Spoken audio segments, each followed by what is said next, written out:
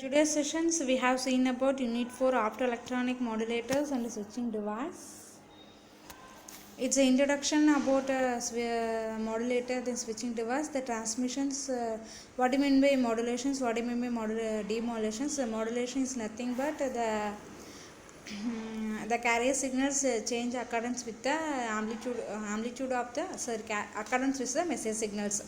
Whether it is amplitude is called as amplitude modulations. In case of frequency, it's frequency modulations. In case of phase or phase modulations, they retrieve the signals from the modulator signal. It's called as a demodulations.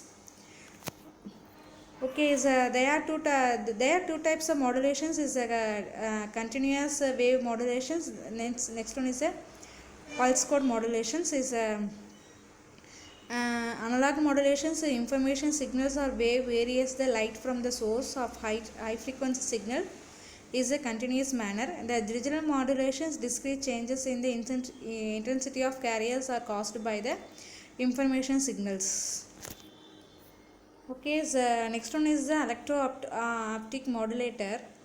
An electro-optic modulator is a device which can be used for controlling the power, phase or polarization of laser beam with electrical control signals. The electro-optic effect is modifications is refractive index is the nonlinear crystals by an external voltage. The Packel's effect and gear effect. The Packel's there is a slight variations in the Packel's effect as well as gear effect. The Packel effect is the linear electro-optical effect, whereas the refractive index of medium is modified in the proportion of the applied electric field. Okay, so gear effect is a quadratic electro-optical field. It changes the refractive index of materials, the refractive index with an electric field.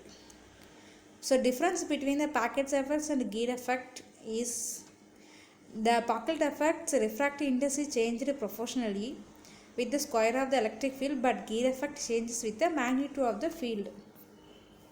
The Packel cells is a device consists of electro-optical crystals through which is the light beam can propagate.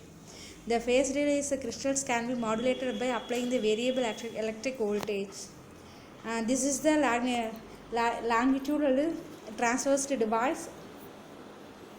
Next one is the electro-optical modulator types. This is the block diagram of various modulator types. The first one is the phase modulator.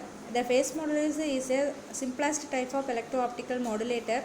The phase moderators contains only Packel cells, whereas the electric field changes the phase delay of laser beam sent through the crystals. Okay, this is the derivations of electro-optical modulator. Okay, is finally we get finally from the derivations we get through the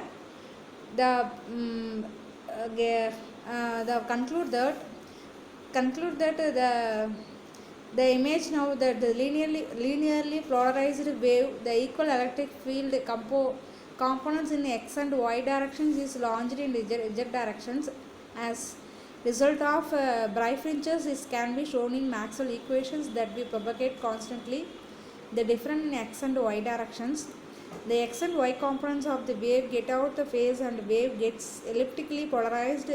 This is the basics of electro-optic modulations, and the phenomenon can be used to make efficient field induced phase modulator with the appropriate crystals.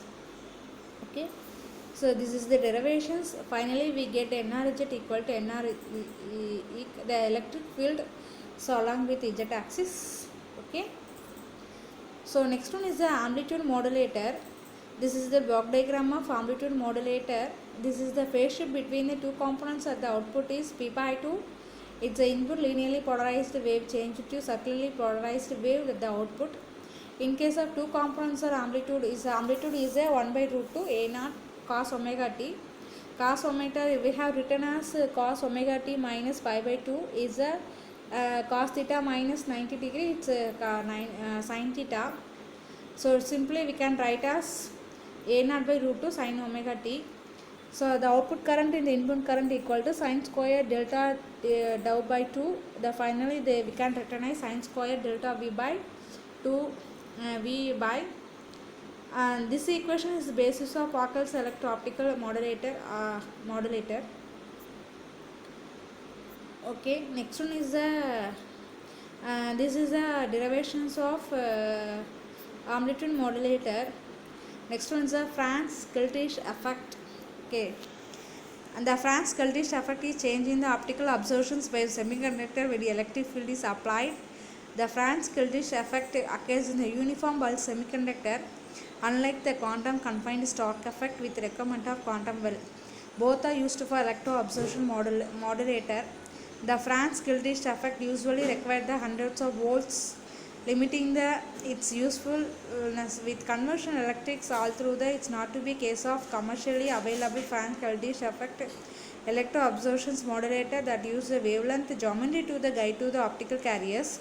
Tunneling allows the wall of the electrons holes wave functions the photon energy less than the bandgap wave functions now tunnel into the bandgap regions allow the overlap of the electrons with the whole wave functions. Okay, this is by this Franz-Keltisch effect we have to complete these sessions. Okay, next topic we have see next session. Thank you.